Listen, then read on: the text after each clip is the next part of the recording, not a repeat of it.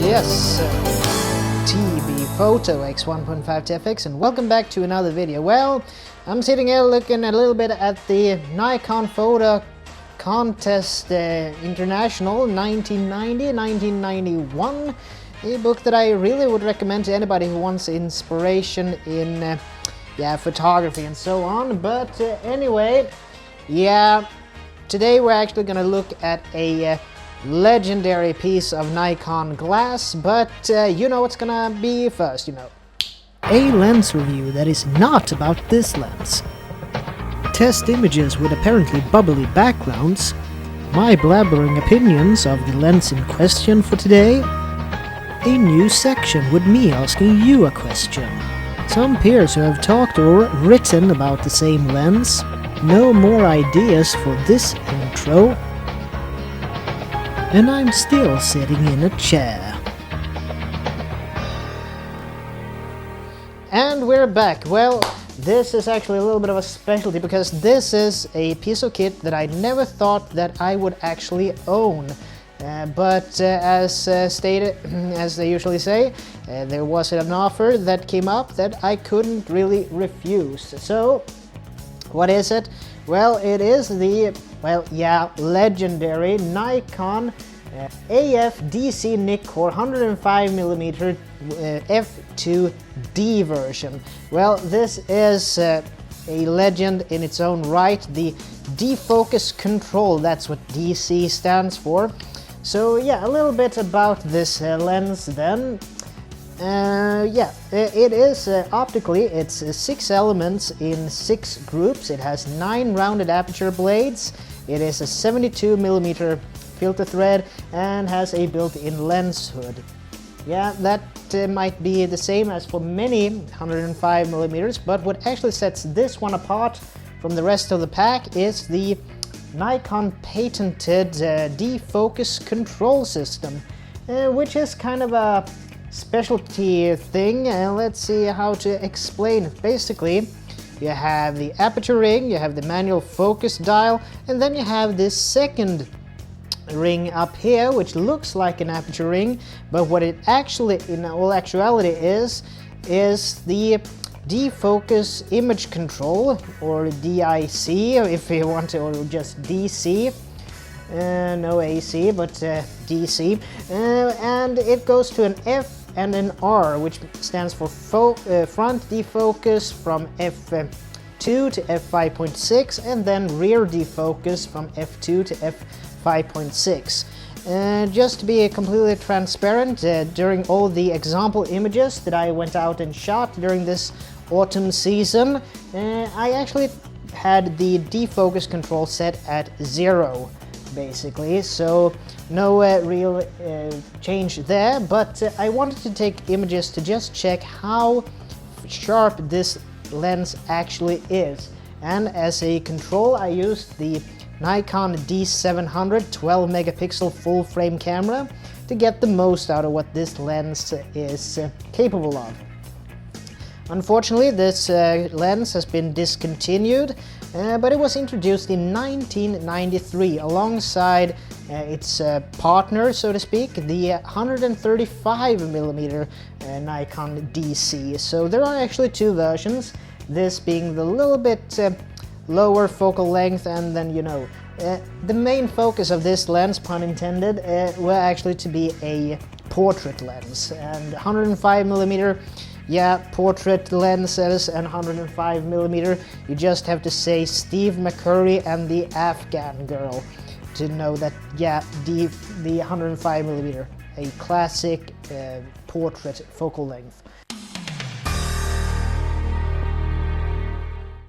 As stated before, this lens has had its fair share of praise about it. A whole host of YouTube photography channels has praised this to no end. Among some of the names can be mentioned Kai Wong of DigitalRev, the Australian photographer Matt Granger, Ken Rockwell. A lot of the information actually comes from Ken Rockwell's website, link in the description, and of course also the angry photographer Ken Wheeler has done a few videos about this lens. But now I actually also gonna introduce a new segment, and yeah, this is what it's gonna be about. Yes, and in this segment I would like to ask you the viewer a question about the industry apparent abandonment of the Nikon F-mount. The F-mount that was introduced in 1959 alongside the Nikon F SLR camera. Then suddenly in 2018 Nikon brings out the Z line of the cameras and lenses, which were Nikon's first more pro-level, or consumer level at least, mirrorless camera systems with an all-new lens-baited mount called the Z mount, which now has become their go-to mount of choice. But that being said, now when I'm looking at different manufacturers, looking at new lenses, there seemed to be a little bit of a lack of new lenses produced in the Nikon F mount. Is this actually then that we're starting to go through a transitional period when most name brand and upstart manufacturers of lenses are starting to abandon the F-mount in order to cater to the new Z line? What are your experiences with that out there in YouTube land, looking at new and interesting new lens designs? For me, it has been that it's a little bit lackluster of new lenses in the F-mount. But what are your experiences with that predicament? Please put your experiences with this phenomenon in the comment section below.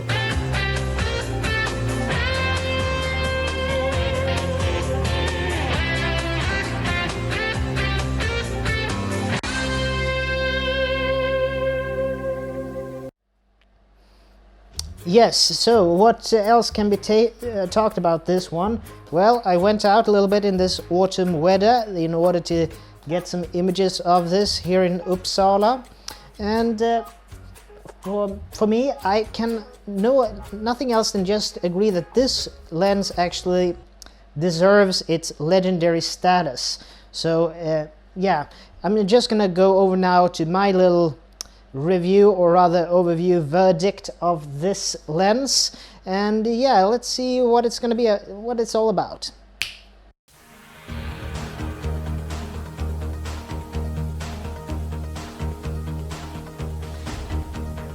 Beginning with ease of use, well, the additional controls on the lens takes a little bit of you getting used to, but when you have a routine in place, you are basically set. Just keep in mind that the aperture that you're using has to correspond to the front or rear focusing adjustment on the defocus control, so they match up perfectly. Otherwise, the effect will be thrown off and you end up with soft images.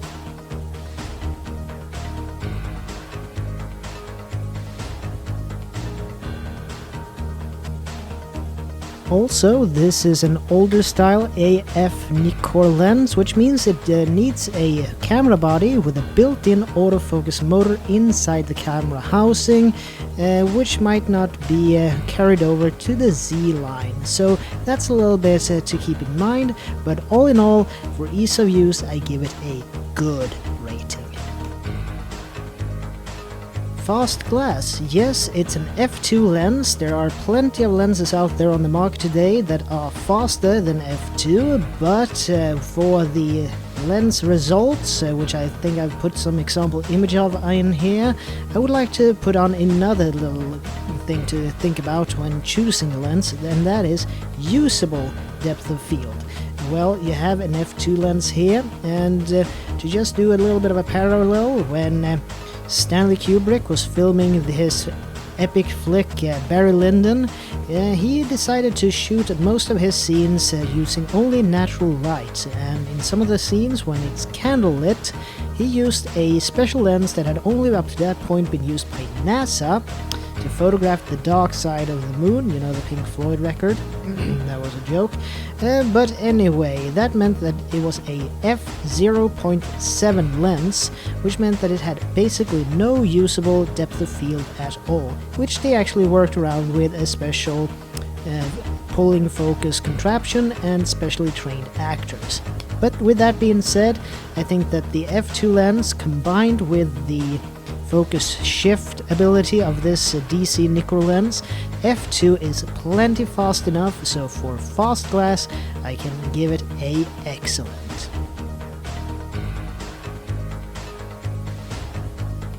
For versatility, well, it's a 105mm focus length, which is a classic portrait lens, and for most of you photography nerds out there, you just have to say two things: Steve McCurry and the Afghan Girl. That was taken with a abbreviation of this one, another type of Nikkor 105mm, but that was an f2.5 lens that actually took what is considered by many the world's most infamous, famous portrait. That being said, 105mm is in the beginning of the telefocus section of the focal range, so it might not be the best option for landscape photography, etc. But then again, landscapes were never the intended use of this lens in the first place. But if you need a lens where you really want to isolate your subject from the foreground or background and get some amazing bokeh in your shots, well, then there is very little on the market that could surpass this lens still today. Keep in mind it was introduced in 1993 for the pre-D version, and just a couple of years later the D version was introduced. So in all fairness, it gives for what it is, and the images it yields a solid good rating. Optics. Well, for this made-in-Japan lens that is consistent of 6 elements in 6 groups with a multi-coating, and yeah, even there is this little caveat on Ken Rockwell's review of this lens, that when a friend of his, who is an optical engineer, did some tests on this lens and the optical formula, it even seems like Nikkor, in their ingenuity, managed to make a system that handles the red spectrum of light a little bit specially to improve the qualities of skin tones for this lens, which in itself, if true, is a big feather in the cap for the optics of this lens and the engineers at Nikkor. So yeah, just to look at the results, what this lens is capable of, again, I can't give it anything less than excellent.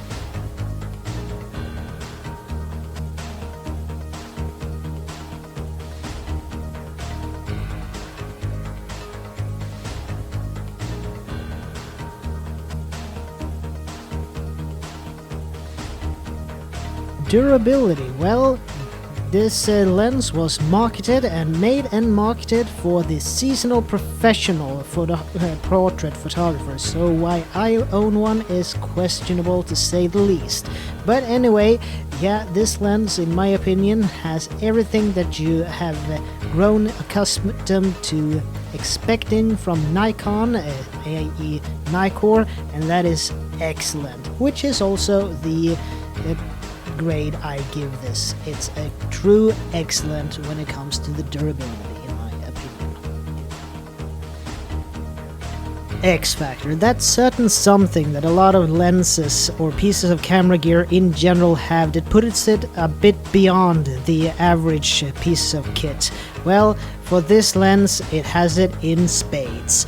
Well, it is the DC-Nikkor lens, one of the two DC-Nikkor lens models, the 105mm in this instant, but it is nothing really like it out there, at least not exactly because of the patent applied for by Nikon, Nikkor. But the lens itself is a true bokeh master because of the blurred out background it can produce. And if you look here on YouTube, there is a lot of name brand photography channels out here that has sung the praises of this lens times plenty. Granted, some of them are now reaching a decade old, but that doesn't put anything from that it's still a brilliant piece of glass. To name just a few, both DigitalRev TV, Digital Review, DigitalRev with Kai Wong, the under the belt master of YouTube photographers, has done a very good overview of this lens. And then you have the Australian photographer, the Aussie tog Matt Granger, who owned this lens and has done a fair bit of videos about this. And as stated, a lot of the information came from Ken Rockwell's website, a really in-the-know person when it comes to camera gear. And of course also the angry photographer Ken Wheeler has done a few videos about this lens and its capabilities. So, yeah, for X Factor, regardless of what other people have said, it really has its place as a fantastic piece of kit, a fantastic piece of camera history, so excellent.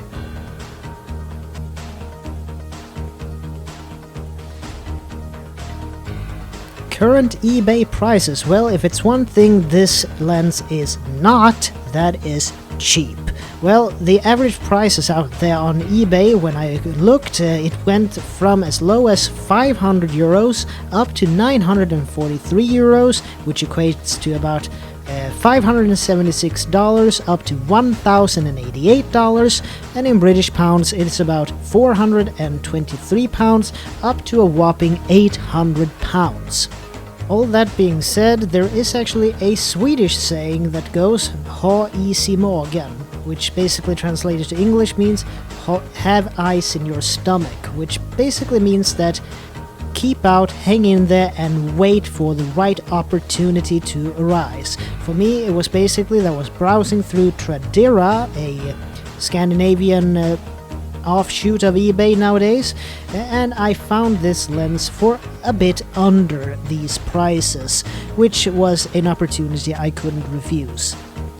But with that being said, also there is a little bit of a uncertainty with this lens, in my opinion, that if there is gonna be a decrease of cameras coming out, new cameras coming out in the Nikon F-mount, this must start to become a obsolete lens, even though secondhand used DSLRs, among other things, with the F-mount will be around for some fair time to come. There might be a little bit of a, if you're a digital shooter, there might be a little bit of a hang up there that it's a screwdriver autofocus lens that needs a camera body with an inbuilt autofocus motor, and that it is a older style F-mount lens. So that might be a little bit strange that the prices are still so high when we see that other manufacturers are starting to gain up on this quality, like the Sigma Art lenses. You have Venus Optic Laowa, who are doing a lot of specialty lenses, and you have Meyer Optic Gurlitz doing a comeback in a big way. So, and all of these are actually priced fairly competitively to this 105mm DC-Nikkor. So this is a vintage lens by today's standards that still commands a high price, which I don't blame it at all because of the quality, but there are a few things around the world that starts to maybe start to make this a little bit iffy if it's really worth the asking price. So with all that into consideration, that gives it a bad grade when it comes to pricing, current pricing on eBay. A bad rating. As an investment, well, I am split in this question. Well, on the one hand, this is a collector's piece almost in today's world, and also as a usable piece, it is excellent because of the images it is yielding for me as an amateur, and I can only dream of what it can do in the hands of a real seasonal professional.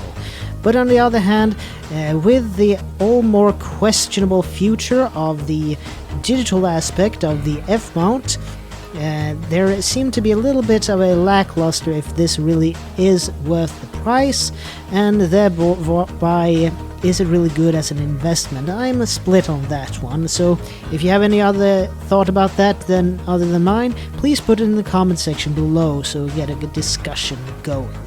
But all in all, the lens itself is excellent in every way, shape or form, except for the price and so on. But yeah, that's it. As an investment, it's good, I would say, but that is if you are a photographer that still wants to use the F-mount, and either if you are good with using manual focus on a Z camera body, or if you are a film shooter and use something like an f5 or an f4, then this lens would also be a great addition to your arsenal.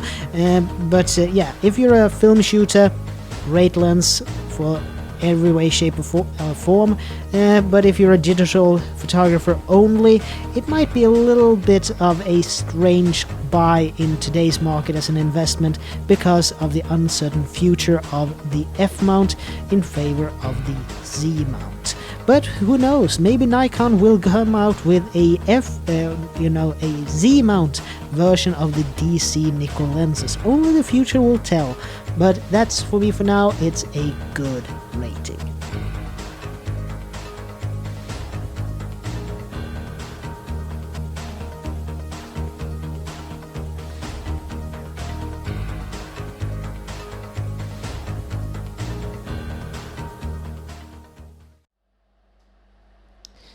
Yes, as you can see, this lens has deserved its cult following, that it is a masterpiece of optical design and so on and so forth.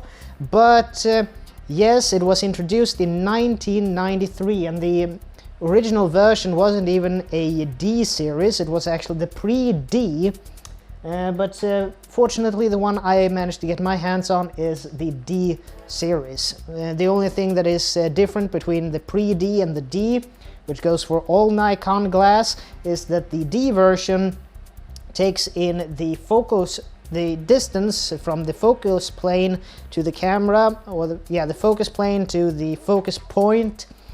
It actually takes that into account when it calculates TTL flash. So that's basically the only difference. But anyway, is there any modern day counterpart to this lens? Yes, the only one I've actually managed to find that has a similar system.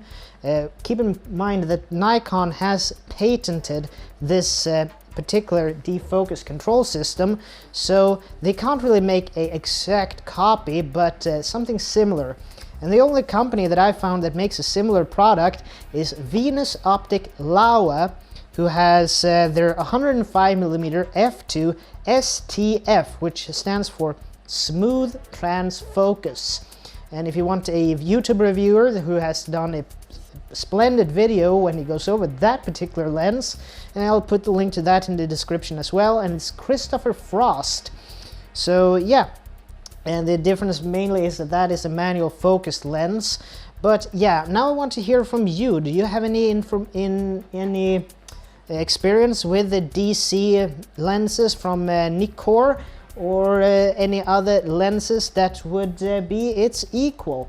I mean, as stated, it's 105mm, and I have some other lens examples here as well that are also Nikkor lenses, Nikon lenses, and are in the 105mm focus range, and they are actually all quite a bit cheaper than the DC version. The DC version, yes, it's a professional grade lens made for serious portrait photographers, etc.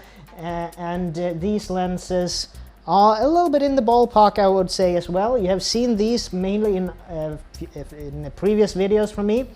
First of all, you have the 105mm f4 micro Nikkor, which I've used in the botanical garden, taking images of the flowers and insects and so on.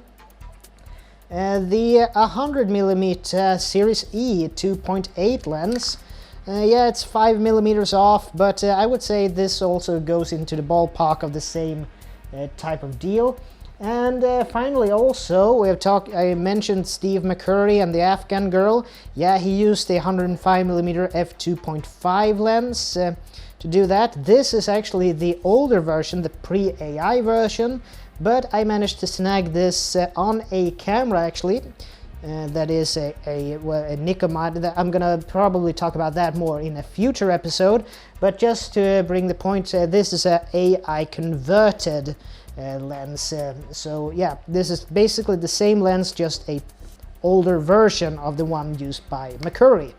So yeah, I think that these three are basically options for the 105mm f2. So also what I've talked about also in my overview and verdict of this lens, we have to make a distinction between fastest aperture and usable aperture. So is the f2 usable? Does it give you a too shallow depth of field maybe? Well, that's up for personal taste for you as a photographer and how you want to use it creatively. But I think that that will be all for me for now, and as always, this is Tobias Bergstrom from T.B.Photo X1.5 TFX, and I'd like to see you guys in the next video. And as always, please like, share, comment, and subscribe, and I'll see you in the next one. So take care from now on. Bye!